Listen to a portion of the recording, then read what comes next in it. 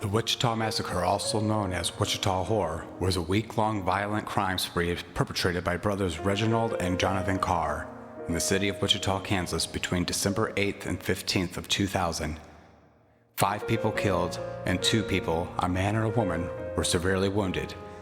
The brothers were arrested and convicted of multiple counts of murder, kidnapping, robbery, and rape. They were both sentenced to death in October 2002. Their vicious crimes created panic in the Wichita area, resulting in an increase of gun sales, locks, and home security systems.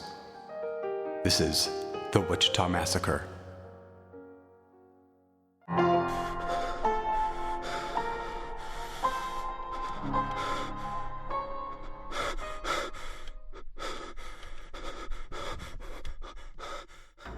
The Carr brothers were from Dodge City, Kansas. At the time of the Wichita Massacre, both 23-year-old Reginald and 20-year-old Jonathan had lengthy criminal records. On December 8, 2000, having recently arrived in Wichita, the brothers robbed and wounded 23-year-old Andrew Schreiber, an assistant baseball coach.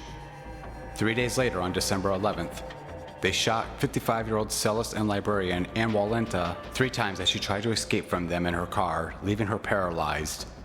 She died January 2, 2001, from complications of her injuries. 3 days later, on December 14th, the brothers broke into a house at East Birchwood Drive in Wichita. Inside the property they had chosen at random were Brad Haka, Heather Moeller, Aaron Sander, and Jason Beaufort, and his girlfriend, a young woman identified as Holly G. Haka was a director of finance with a local finance service company. Moeller was a local preschool teacher. Sander was a former financial analyst who had been studying to become a priest. Beaufort was a local high school teacher, and Holly G was also a teacher. The Carr brothers searched the house for valuables. Beaufort had intended to propose to Holly, and she found this out when the Carrs discovered an engagement ring hidden in a popcorn box. After burglarizing the house, the Carrs forced the victims to strip naked and bound them. The brothers then repeatedly raped the 2 women and forced the men to engage in sexual acts with the women and the women with each other. After taking the victims in Beaufort's truck to ATMs to empty their bank accounts, they drove them to a closed soccer complex on the outskirts of Wichita, where they shot all 5 execution style in the back of their heads. The Carr brothers then drove Beaufort's truck over their bodies and left them for dead. Holly G survived because her plastic barrette deflected the bullet to the side of her head, while the other 4 were killed instantly. She walked naked for more than a mile in freezing weather to seek first aid and shelter at a house. Before getting medical treatment, she reported the incident and descriptions of her attackers to the couple who took her in before the police arrived. She contracted a sexually transmitted infection from one of the perpetrators. After the killings, the Carrs returned to the house and ransacked it for more valuables. While there, they used a golf club to beat Holly's pet dog, Nikki, to death. The police captured the Carr brothers the next day. Both Schreiber and the dying Walenta identified Reginald. The district attorney said that they believed the motive was robbery.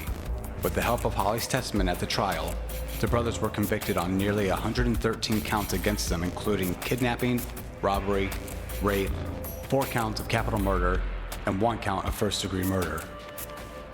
Reginald Carr was convicted on 50 counts, and Jonathan Carr on 43.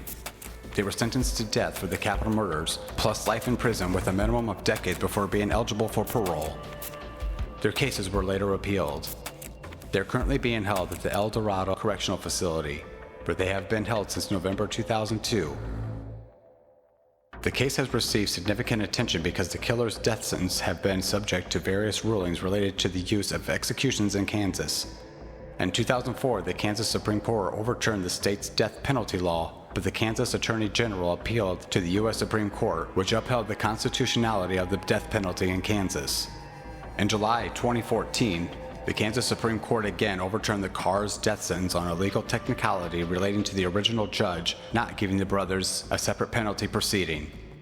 After an appeal by the state's Attorney General to the U.S. Supreme Court, it overturned the decision to the Kansas Supreme Court in January 2016 to reinstate the death sentences.